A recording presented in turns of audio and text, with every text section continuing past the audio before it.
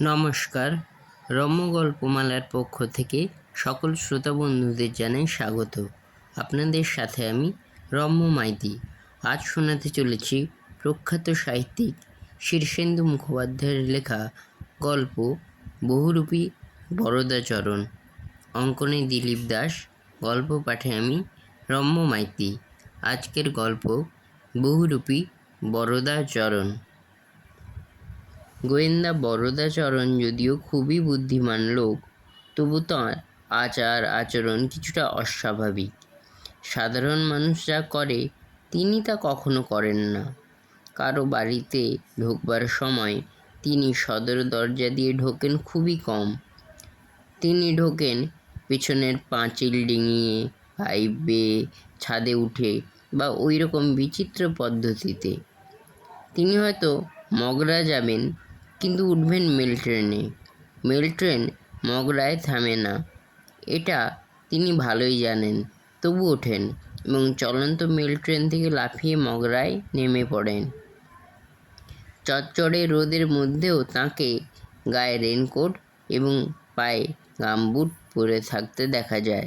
গ্রীষ্মকালে কেন যে তিনি মাঝে মাঝে ওভারকোট পরেন তা বুঝে ওঠা দায়। ছদ্মবেশ ধারণে তিনি খুবই পটু, সন্দেহ নেই, কিন্তু সবসময় ছদ্মবেশ ধারণ করে থাকেন বলে তাঁর আসল চেহারাটা কীরকম তা লোকে ভুলেই গেছে। কখনো তাঁর পাকানো গোঁফ, কখনো ঝোলা গোঁফ, কখনো ফ্রেঞ্চ কাট দাড়ি, কখনো রবীন্দ্রনাথের মতো ঝুলদাড়ি, কখনো বাবরি চুল, কখনো বা ঝাঁকড়া চুল, চোখে কখনো লাল চশমা, কখনো নীল চশমা, কখনো কালো চশমা, কখনো দাঁতে কালি মাখিয়ে ফোগলা বুড়ো সেজে লাঠি হাতে ঠুক ঠুক করে ঘুরে বেড়ান, কখনো পাগড়ি বেঁধে শিখ সেজে আবির্ভূত হন। তার এই বহুরূপের জন্য তার বাড়ির লোকও ভুলতে বসেছে বরদাচরণের প্রকৃত চেহারাটা কীরকম। সেদিন একজন ঘুঁটেউলিকে ডেকে বরদাচরণের মা ঘুঁটে রাখলেন। সেই সময় ঘুঁটেউলির নাকের বাঁ পাশে আঁচিলটা দেখে তাঁর সন্দেহ হলো এ হয়তো বরদা, কারণ বরদাচরণ কদিন হলো একটা তদন্তের কাজে বাইরে গেছেন, তার কোনো খবর পাওয়া যাচ্ছে না। তাই চেঁচে উঠলেন, মল বড়দা নাকি রে? কিন্তু বাস্তবিক ঘুঁটেউলি কিন্তু বড়দা ছিলেন না। তবে এই নিয়ে ঘুঁটেউলিকে বিস্তর ঝামেলা পোহাতে হয়েছিল। আবার একদিন রাতে বরদাচরণের বাবা কালিঝুলি মাখা একজন লোককে বরদাচরণের ঘর থেকে চুপি চুপি বেরোতে দেখে জাপটে ধরে চোর চোর বলে চেঁচাতে লাগলেন। পাড়ার লোকজন এলো, চোর পাকড়াও হলো, কিন্তু চোর কেবলই বলে, আমি বড়দা।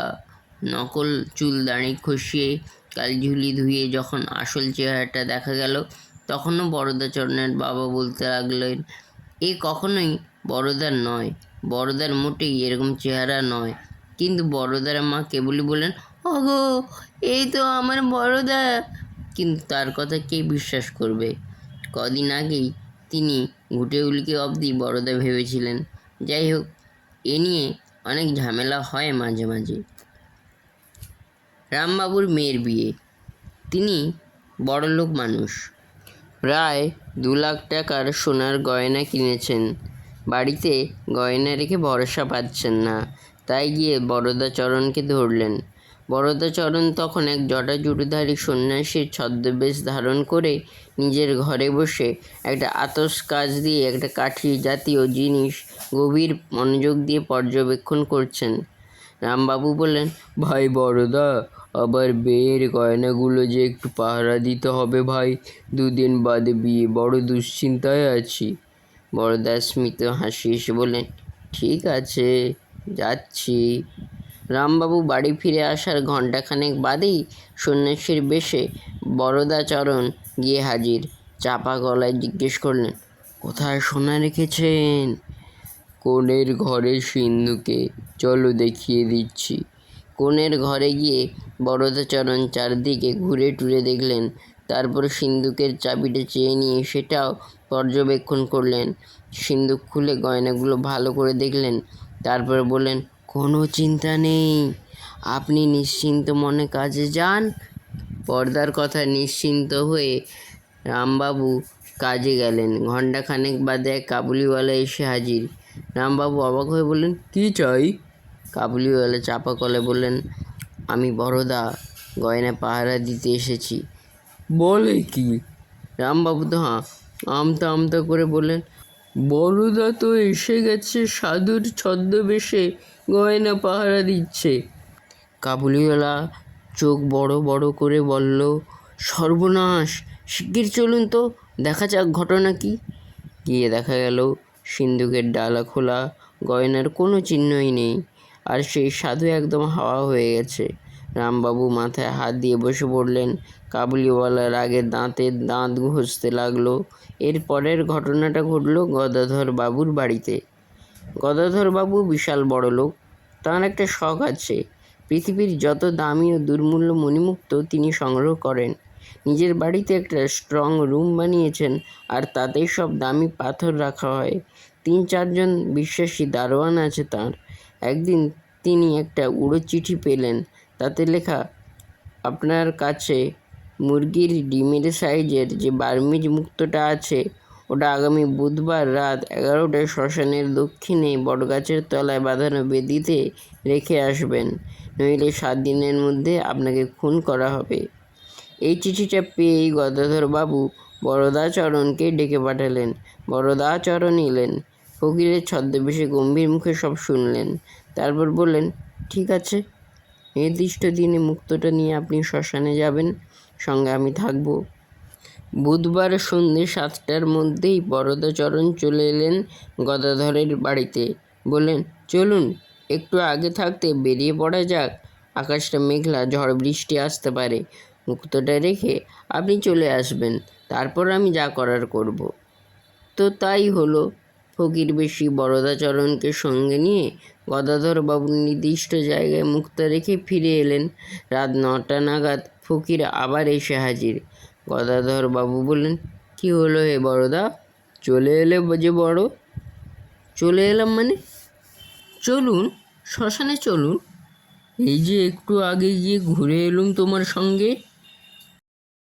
ফকির চোখ কপালে তুলে বলে উঠল, সর্বনাশ করেছেন কি? মুক্তটা কি রেখে এসেছেন? তুমি তো তাই বললে। ফকির সবেগ মাথায় এনে বললে, আমি নই গদাধরবাবু, মায়েরই বলছি। কিন্তু গদাধরবাবু সে কথায় কান দিলেন না। তিনি বরদাচরণের বিরুদ্ধে পুলিশের কাছে ডায়েরি করলেন যে তাকে বোকা বানিয়ে মুক্তটা বড়দাই হাতিয়েছেন। পুলিশ বরদাচরণকে গ্রেপ্তার করতে গিয়ে দেখে ঘরে একজন রঙের মিস্ত্রি দেওয়ালে চুনকাম করছে। দারোগাবাবু বরদাচরণের ছদ্মবেশের কথা জানেন, তাই তিনি বিনা দ্বিধায় মিস্ত্রিকে গ্রেপ্তার করে বললেন, আপনার বিরুদ্ধে চুরির অভিযোগ আছে বরদাবাবু। মিস্ত্রি কাঁদো কাঁদো হয়ে বললে, আগে আমি তো বরদাবাবু নই। কেন ছলনা করছেন বরদাবাবু? আমি আপনাকে চিনি। মিস্ত্রি অনেক কান্নাকাটি কাকুতি মিনতি করলো, কিন্তু দারোগাবাবু তাতে ভোলবার লোক নয়। লোকটাকে থানায় নিয়ে যাওয়া হলো। শেষে লোকটার বউ, বাচ্চার পাড়া প্রতিবেশী এসে যখন হলপ করে বলল যে এ বড়দা নয়, তখন তাকে দারোগাবাবু ছেড়ে দিলেন। কিন্তু বড়দাকে গ্রেপ্তার করতেই হবে, তাই দারোগাবাবু গিয়ে বড়দার ঘরে 2 জন সেপাইকে নিয়ে ঘাপটি মেরে রইলেন। বরদাচরণের বুড়ি পিসি সন্ধেবেলা বড়দার ঘরে ধূপবাতি দিতে ঢুকতেই তাকে ক্যাঁক করে ধরে ফেললেন দারোগাবাবু। বরদাবাবু, এবার আর ফাঁকি দিতে পারবেন না, ধরে ফেলেছি। পিসি তো আঁতকে উঠে চেঁচিয়ে পাড়া মাথায় করলেন। লোকজন দৌড়ে এলো। কেলেঙ্কারির একশেষ। দারোগাবাবু লজ্জিত হয়ে থানায় ফিরলেন। তবে বিভিন্ন লোক খবর দিতে লাগলো যে বরদাচরণকে উমুক জায়গা বা তুমুক জায়গায় দেখা গেছে। কেউ বলল বরদাচরণ একটা তালগাছ হয়ে পশ্চিমের মাঠে দাঁড়িয়ে আছে। কেউ বলল বরদাচরণ গরু হয়ে সামন্তদের গোয়ালে ঢুকে লুকিয়ে রয়েছেন। এর ওপর বরদাচরণ বলে সন্দেহ করে 7-8 জন ভিখিরি, 2 জন কাবুলিওয়ালা, 3 জন শিখ, 3 জন সাধু, 2 জন ফকির, 5 জন বুড়ি এবং 6 জন বুড়োকে থানায় ধরে এনে ঘন্টার পর ঘন্টা জেরা করা হতে লাগলো। কিন্তু বলাই বাহুল্য আসল বরদাচরণকে কোথাও পাওয়া গেল না। দারোগাবাবু হতাশ হয়ে বললেন, তাই তো ভাবছি, ভেবে ভেবে কুলকিনারা পাচ্ছি না। বরদাচরণকে ধরতে না পারা অবধি আমার ভালো ঘুম হবে না, পেট ভরে খাওয়া হবে না। তা মুক্তটা আপনার ইনশিওর করা ছিল তো? গদাধরবাবু দীর্ঘশ্বাস ফেলে বললেন, তা ছিল, কিন্তু টাকাটাই তো বড় কথা নয়। অমন রেয়ার জিনিস কি আর জোগাড় করা যাবে? দারোগাবাবু নিজের অক্ষমতায় কেবল দাঁত কিড়মিড় করতে লাগলেন। রামবাবুও পুলিশের কাছে অভিযোগ করলেন যে তাঁর মেয়ের গয়নাও বরদাচরণই চুরি করেছে বলে তার সন্দেহ হচ্ছে, কিন্তু বরদাচরণের কোনো হদিশ পাওয়া গেল না। গয়না বা মুক্ত চুরির কোনো হিল্লে হলো না। একদিন নিশূত রাত্রি, গদাধরবাবু তাঁর দোতলার ঘরে শুয়ে ঘুমোচ্ছেন। হঠাৎ একটা খুটখাট শব্দে তাঁর ঘুম ভেঙে গেল। প্রথমে ভাবলেন ইঁদুর, তারপর মনে হলো শব্দটা আসছে জানালা থেকে। টর্চটা নিয়ে গদাধরবাবু উঠলেন। জানালায় কাউকে দেখা গেল না, তবে ঘরের মেঝে একটা চিঠি পড়ে ছিল। গদাধরবাবু চিঠি খুলে পড়লেন। তাদের লেখা, আপনার মুক্তটা আমরা ফেরত দিতে চাই, তার জন্য মাত্র 5 লাখ টাকা দক্ষিণা লাগবে। মুক্তটা আমাদের কাছেই আছে, নিশ্চিন্ত থাকবেন। চিঠিটা পড়ে গদাধরবাবুর কপালে একটু দুশ্চিন্তার রেখা পড়ল। তিনি চটপট জামা কাপড় পরে চাকরদের ডাকলেন। ড্রাইভারকে ঘুম থেকে তুলে গাড়ি পার করা হলো। নিশূত রাত্রেই গদাধরবাবু রওনা হলেন। মাইল 10 দূরে একটা গঞ্জে এক বাড়ির সামনে তার গাড়ি থামলো। বাড়িটা গদাধরবাবুর এক বিধবা দিদির। ডাকাডাকি করতে একজন যুবক ছেলে ঘুম থেকে উঠে দরজা খুলে বলল, এই কি মামা যে এত রাত্রে? কি হয়েছে? গদাধরবাবু চিঠিখানা বের করে ভাগ্নের হাতে দিয়ে বললেন, এর মানে কি? ছেলেটা চিঠিটা পড়ে অবাক হয়ে মাথা চুলকোতে চুলকোতে বলল, মুক্তটা তো। গদাধরবাবু চাপা গলায় খেঁকে উঠে বললেন, হ্যাঁ, মুক্ত তোমার কাছে আছে, তবে এই চিঠিটা দিল কে? বোধহয় কেউ চালাকি করার চেষ্টা করছে। গদাধরবাবু মাথা নেড়ে বললেন, তবু মুক্তটা আমি নিজের চোখে দেখে যেতে চাই। তাহলে এসো, দেখাচ্ছি। ভাগ্নের সঙ্গে গদাধরবাবু বাড়ির মধ্যে ঢুকলেন। সিঁড়ি বেয়ে চিলেকোঠায় উঠলেন। চিলেকোঠায় রেন পাইপের মধ্যে ঝোলানো একটা সুতো টেনে তুলল তার ভাগ্নে। সুতোর মাথায় একটা কাগজের মোড়ক বাঁধা। মোড়ক খুলে দেখা গেল মুক্তটা যথাস্থানেই আছে। গদাধরবাবু নিশ্চিন্তে শ্বাস ছেড়ে বললেন, যাক বাবা, যা ভয় হয়েছিল, ইন্স্যুরেন্সের টাকাটা পেলেই ঠক্করলালকে মুক্তটা বেচে দেব, কথা হয়ে আছে। মুক্ত আবার সুতোয় ঝুলিয়ে দিয়ে দুজনে তাকিয়ে দেখে দরজায় ড্রাইভারটি দাঁড়িয়ে আছে।